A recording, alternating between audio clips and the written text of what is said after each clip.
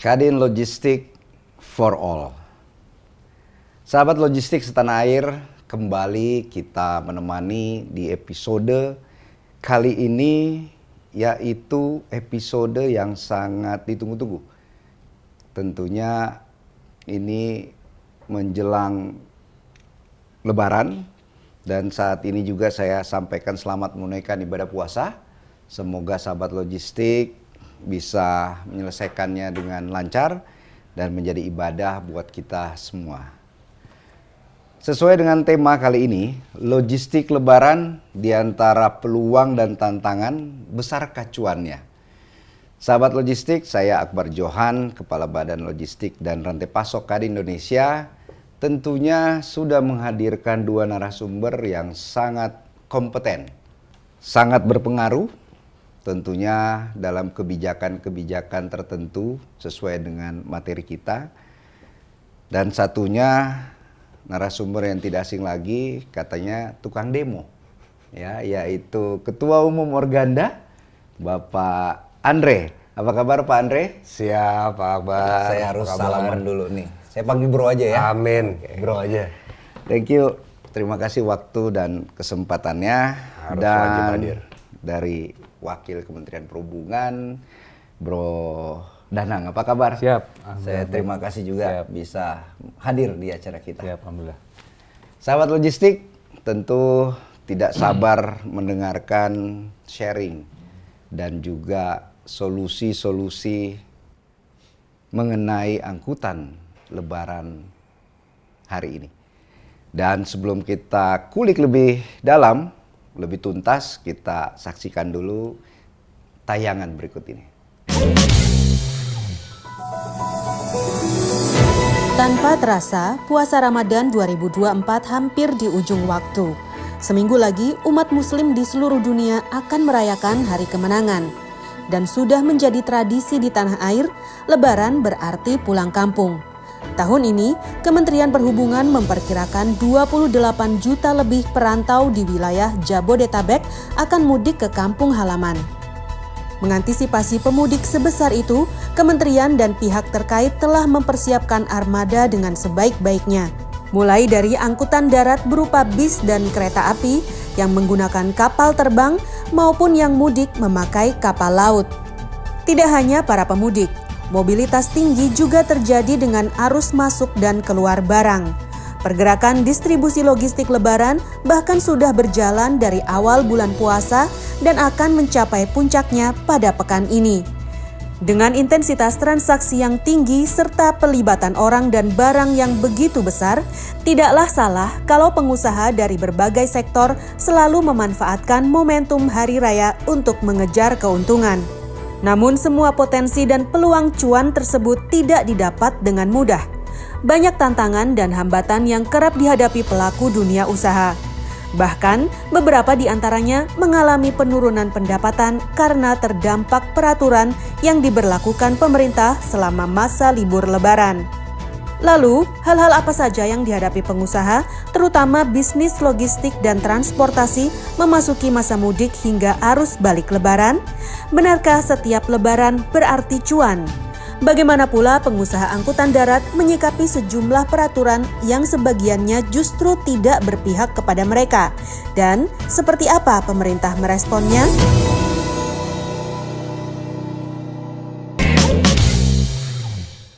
Kadin Logistik for All. Sahabat logistik, sesuai dengan tema hari ini, kita akan membahas tentunya kesiapan daripada Kementerian Perhubungan, dan tentunya akan dipaparkan oleh Bro Danang tentang kesiapan dari Kementerian Perhubungan dalam mengantisipasi lonjaknya arus mudik, Bro Danang. Karena dari statement Kepala Korlantas beberapa waktu lalu bahwa akan ada kenaikan jumlah pemudik kurang lebih 5-6%. Artinya lebih daripada 130 jutaan pemudik dari Jawa menuju kampungnya. Nah, Bro Danang bisa ceritakan apa kesiapan daripada Kementerian Perhubungan? Iya, terima kasih Pak Johan atas waktu dan kesempatannya. Jadi memang benar ini menarik sekali ya diskusi kaitan dengan masa angkutan Lebaran, khususnya kaitan dengan logistik ya. Jadi mobilitas angkutan barang dan sebagainya seperti itu. Jadi memang dari tahun ke tahun kita memang ada kaitan dengan pembatasan untuk angkutan logistik barang seperti itu ya. Jadi memang tiap tahun kita akan ada semacam surat kesepakatan bersama seperti itu dari antara kementerian dan instansi terkait, biasanya dari Kementerian Perhubungan, Dijen Perhubungan Darat dengan Korlantas dan Direktur Jenderal Bina Marga seperti itu.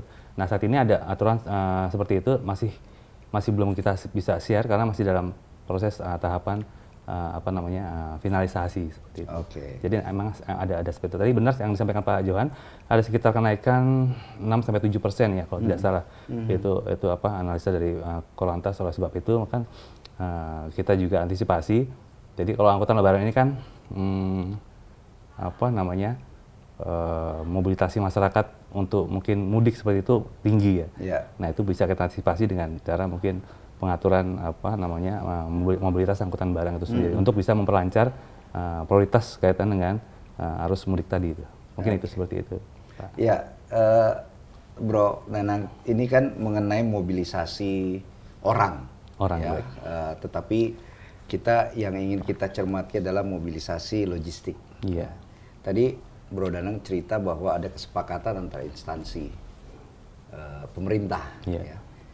Kalau kesepakatan dengan asosiasi terkait seperti Organda, gimana Bro Andre? Apa sudah dilibatkan? Iya, makasih Bro Akbar, Mas Danang. Siap. Memang ini kan acara rutin tahunan ya. Keterlibatan secara langsung ada diskusi, tentunya karena hajatan besar ini memang ya kita mau nggak mau harus berkomunikasi lah ya, berdialog.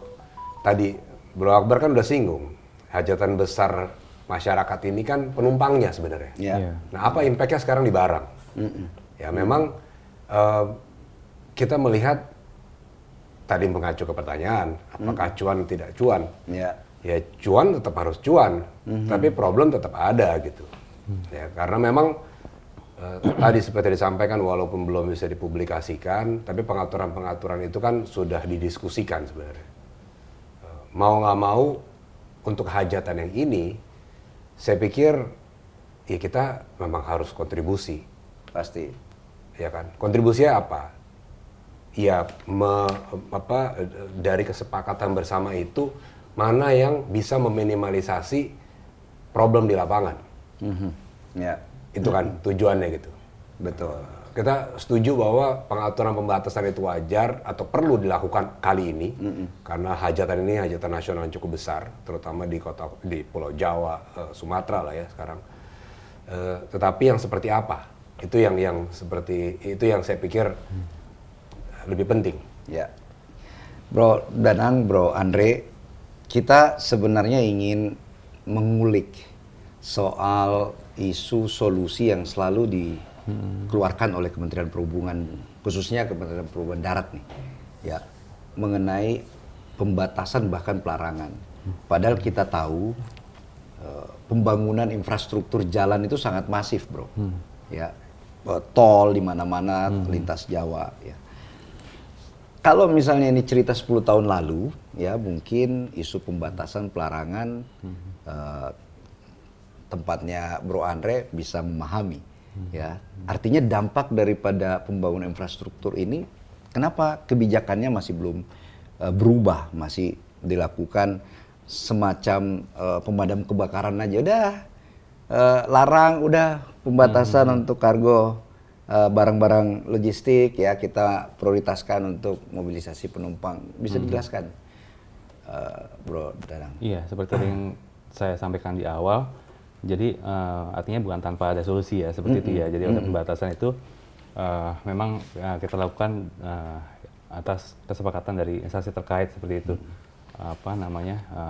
Namun demikian ada yang mungkin kita bisa longgarkan di situ ya. Mungkin logistik kaitan dengan untuk barang-barang yang sifatnya kebutuhan pokok seperti itu, BBM atau ya kebutuhan pokok kita sehari-hari, dan itu bisa tetap harus bermobilitas di jalan ya, dan itu pun bisa kasih kita kelonggaran seperti itu, dan mungkin selebihnya kita kasih waktu-waktu tertentu untuk bisa melalui jalan-jalan tertentu seperti itu.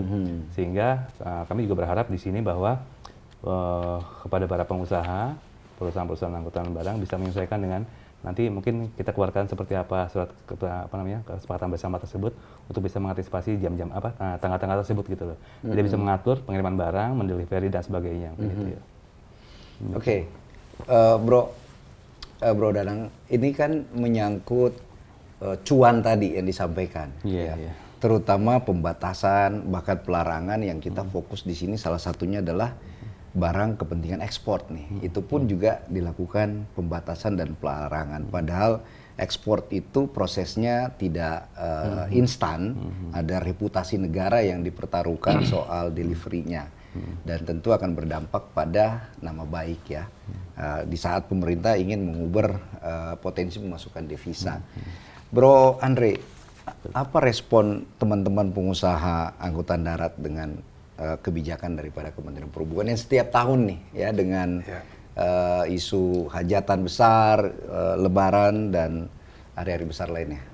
Ya, memang seperti tadi saya bilang kan intinya kita tetap akan kolaboratif dan kooperatif. Tapi kan apa kontennya yang baru nih? Kalau terus terang di Organda melihat ya kita expect akan apa yang akan dikeluarkan sebagai kesepakatan. Justru itu yang menjadi concern kita justru saat ini. Kira-kira isinya sama.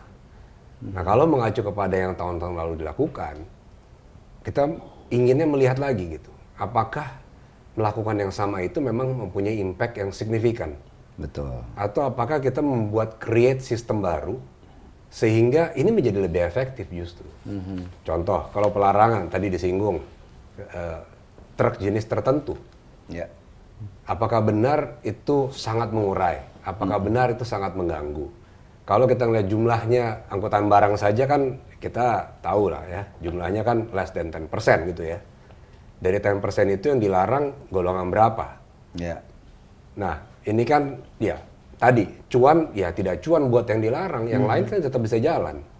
Nah, melihat impactnya dia yang dilarang, angkutan yang dilarang ini sebenarnya jumlahnya minimal, apakah memang saat ini masih efektif melakukan pelarangan itu? Itu kan yang menjadi pertanyaan sebenarnya. Setuju. Atau ada sistem lain yang kita perlu pikirkan bersama, sehingga ya sistematis nih kita lakukannya. Pertanyaannya jenis truknya atau kelayakan yang membuat dia mengganggu kelancaran lalu lintas. Kira-kira gitu pertanyaannya kita ya. Artinya Bro Andre, ini kan komplain atau keluhan daripada anggota, daripada pengusaha yang di bawah naungan Organda. Sudah bisa dihitung nggak kerugian yang dialami oleh anggota Organda sendiri di setiap hajatan Lebaran ini? Wah, kalau Roughly. minta angkanya sekarang ya kira-kira cukup banyak lah ya. Tetapi kan gini, kalau perencanaan itu dilakukan jauh-jauh hari sebelumnya, maka kita pun juga bisa berkoordinasi karena angkutan barang yang dilarang ini kan yang berhubungan dengan justru ekspor-import. Betul. Ya kan? Atau pabrik-pabrik besar. Ya, memang kita notes banyak pabrik besar juga libur juga. Iya. Nah, tinggal kan kita, ini kan ada penyesuaian itu. Makanya tadi saya bilang, ada pengaturan, pembatasan yang bisa sinergi. Kalau kita lakukan benar-benar jauh hari sehingga pengkapalannya, port activity, DC dan sebagainya itu bisa sinkron. Ya. Ya kan? Bro, tadi langsung disampaikan gitu ya, bagaimana potensi cuan dan tidak cuannya. Gimana teman-teman di Kementerian Perhubungan memandang lihat potensi kerugian daripada angkutan khususnya dedicated untuk menangani ekspor impor yang disampaikan oleh Bro Ketum Organda? Iya, Pak Jo, saya setuju sekali tadi apa yang disampaikan oleh Pak Andi ya. Kaitan dengan itu, kita juga berupaya terkait dengan surat kesepakatan bersama itu bisa jauh-jauh hari seperti itu, sehingga bisa diantisipasi oleh teman-teman pelaku usaha seperti itu ya. Betul. Jadi seperti apa jadwalnya, dan teman-teman pengusaha pelaku usaha itu bisa mengantisipasi kapan dia mendeliver barang dan menyesuaikan dengan tanggal-tanggalnya yang sudah kita tentukan. Tentunya sekali lagi kebijakan atau regulasi yang kita keluarkan itu kita tidak sendiri dalam hal ini. Kita juga menggandeng instansi lain terkait dengan hal ini, yaitu pihak Korlantas dan Bina Marga. Jadi kalau kita lihat mobilitasi yang sedemikian masif untuk masyarakat pada saat masa angkutan Lebaran, itu tidak hanya di jalan tol, itu bahkan di jalan non tol seperti itu. Nah, kita berupaya untuk memprioritaskan masyarakat yang mudik itu ya. Kita mudik itu dengan kita selaraskan dengan mobilitasi angkutan barang tersebut gitu. Dan nanti mudah-mudahan surat kesepakatan bersama itu tidak lama lagi dalam minggu ini bisa keluar, sehingga kita bisa antisipasi kaitan dengan masa angkutan Lebaran, mungkin seminggu atau sebelum dan sesudah hari raya seperti itu. Nanti bisa kita antisipasi. Mungkin itu Pak. Ya. Teman-teman di Kemenhub sudah pernah mengajak dialog nggak teman-teman pengusaha di angkutan darat? Sehingga ada aspirasi yang bisa ditangkap, sehingga nanti bilitnya atau regulasinya itu tidak dianggap sepihak.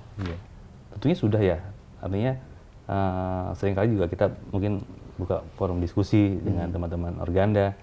Dalam ini di Direktorat Angkutan Jalan, di Direktorat ini juga terbuka, artinya ada masukan dari teman-teman Organda, monggo silakan gitu kan. Itu nanti kita kemas dalam satu mungkin kebijakan berikutnya ya.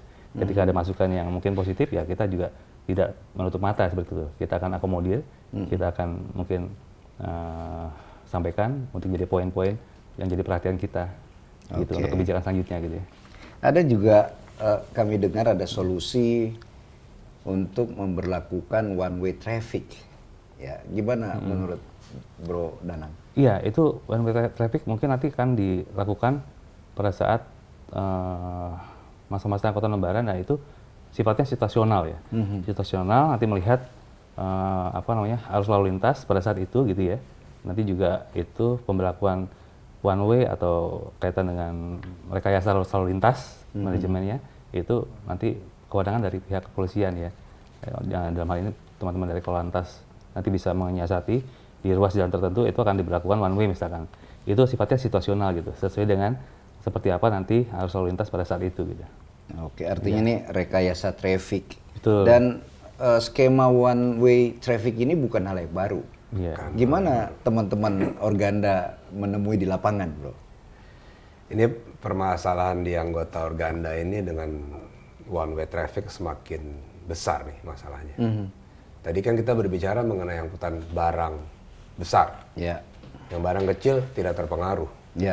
Bayangkan dengan one way traffic ini, berarti semua yang arus balik pada saat arus berlawanan ya dengan yang masyarakat lakukan, berarti kan bermasalah semua.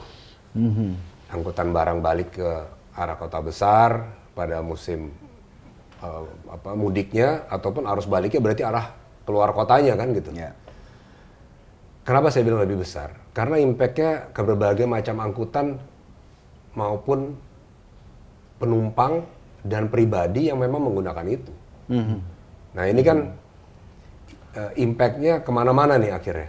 Coba bayangkan ada angkutan antar kota penumpang yang ngikut arus mudik, berarti harus kembali lagi mengambil trayek berikutnya itu nggak akan sampai. Atau dia akan mengalami kesulitan, dia prediksi jadwalnya kembali dengan X jam atau X hari tergantung trayeknya dia ya. Tapi kan nggak sampai karena dia harus melalui jalan luar dulu, alternatif, baru masuk lagi. Tiba-tiba dia lagi lewat luar, kalau dibuka lagi dia yang lain lewat duluan.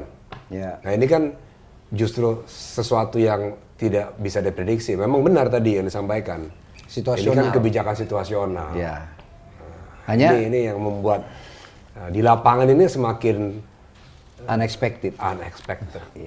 Artinya Bro Danang memang kita mengharapkan selaku pelaku usaha nih ya, kebijakan-kebijakan itu memang judulnya situasional, tetapi multiplier efeknya ternyata sangat berdampak. Nah, artinya logistik itu kepastian nomor satu, ya, kepastian. Akhirnya bisa terjadi efisiensi. Nah, tentu kejadian ini kita tidak harapkan setiap tahun terjadi nih, Bro Danang. Ya, artinya seperti tadi ada nggak breakthrough dari Kementerian Perhubungan dengan masifnya jalan tol, sebenarnya ya kualitasnya juga semakin bagus, tetapi kebijakan-kebijakannya itu masih seperti 5-10 tahun sebelumnya. Iya. Tapi jangan dijawab dulu, ya, kita beralih ke segmen berikutnya. Sahabat logistik, tentu percakapan tadi akan lebih dalam lagi di segmen berikutnya. Kita saksikan dulu tayangan yang akan lewat saat ini.